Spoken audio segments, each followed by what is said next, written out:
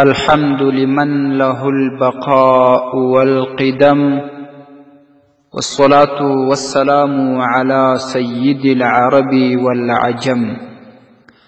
محترمو درنو قدرمند ورونو، یو څو مختلف سوالونه بازورونو راستولی دي، د هغې به انشاءالله ټولو جوابونه ورته ووایو.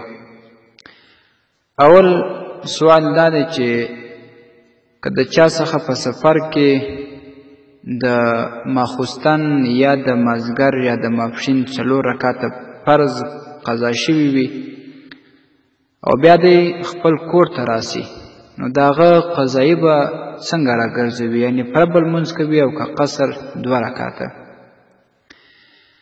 د دې محترم ورور په جواب کې به ووایو چې که د چا څخه په سفر کې 4 رکعتیزه فرض لمونځ قضا شوی وي، بیا چې دی کله کور ته راسي، په کور کې به هغه قضا قصر راوړي، یعنې 2 رکعته به کوي. که چیرې په سفر کې د ماپښین یا مازدیګر یا ماخوستن 4 رکعته قضا شوي وي، بیا چې کله دی خپل کور ته راسي، نو هغه به 2 رکعته قضایي راګرځوي. رد المحتار په جلد 2 کې دغه مسله لیکلې ده.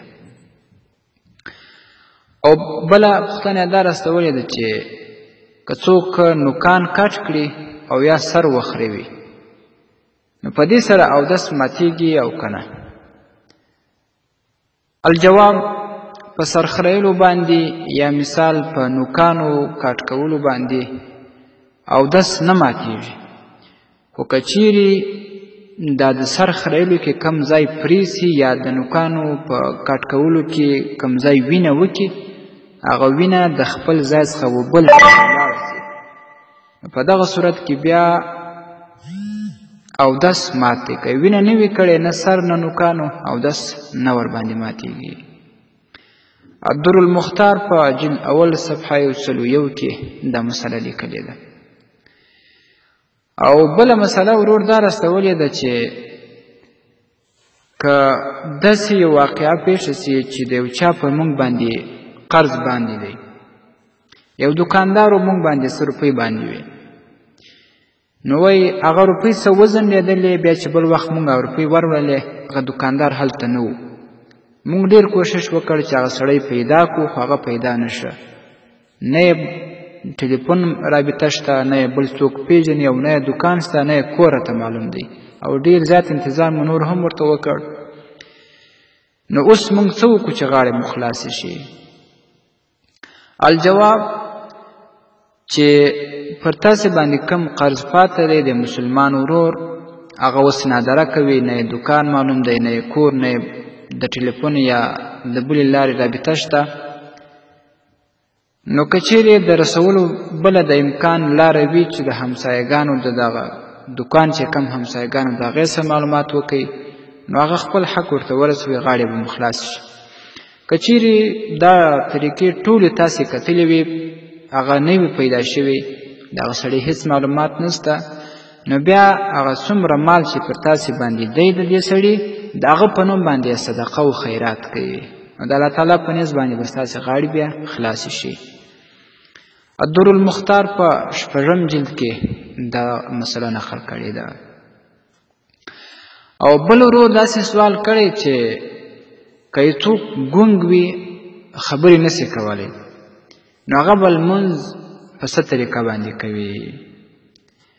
الجواب: ګونګ سړی چې کم دی، هغه که مثال د تکبیر تحریمه سي یا مثال قرأت، په ولاړه کې چې کوم قرأت ویل کېږي یا په ناسته کې تشهد ویل کېږي، تحیاتو، نو په دې وخت کې به هغه د کوشش سره صرف خپله ژبه شوروي، که په دې باندې پوهېدی.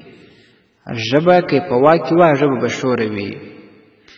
او ځینو علماو دا ویلي دي چې که د ده خبرې نه کېږي یا تکلم نسي کولی، څه نسي ویلی، نو دا ژبه شورولې بیا فرض ګڼلی چې پر ده باندې دا فرض ده چې ژبه به تکبیر تحریمه په وخت یا قرأت په وخت کې شوروي. خو لیکن راجح خبره، بهتره خبره دا ده چې دا د ژبې شورول د ګونګي لپاره فرض نه دی، دا یو مستحب کار دی، بلکې تر خپل وسه پورې چې د څومره وس وي هغه که یې ښوروله ډېره بهتره ده. ژبه دې ښوره وي، په زړه کې خو بالکل ورباندې پوهېږي، په خپل فکر او سوچ کې خو بالکل ورباندې پوهېږي چې دا تکبیر تحریمه سو، په زړه کې دې وایي د هغه رقم قرائت سو، د هغه رقم تشهد الصلات. خو لیکن ښه خبره غوره بهتره دا ده چې حتما به دغه ژبه ښوره وي تر کومې اندازې د ده وس وي. احسن الفتاوا دې مسلې ته پوره وضاحت ورکړی دی.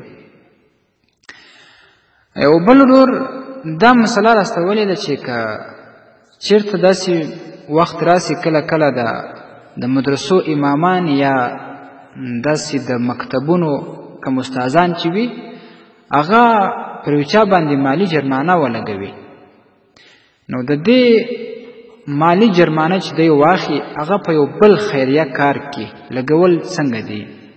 الجواب محترمه د امام اعظم ابو حنیفه رحمه الله په نیز باندې دا نه ده جایزه چې د یو چا څخه چې هغه غیر حاضر سوی وي یا سبقت ته نه وي راغلی یا یې نه یې زده کړی هغه څخه ته جریمه اخلي، هغه جرمانه کوي. هغه جایزه نه ده د امام اعظم ابو حنیفه رحمه الله په نیز باندې. که چېرته څوک واخلي په بل هېڅ خیریه کار کې هغه نسي لګولی، بیرته به هغه کم چا څخه چې اخیستی دی هغه ته بیا ورکوي، نو بل کار کې نسي لګولی. دغه څو مسلې وې.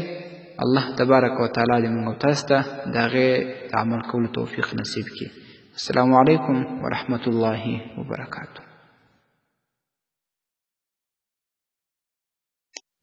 ستاسې د اسلامي پوښتنو جوابونکی مفتي حکیم الله صابر الحنفي صاحب.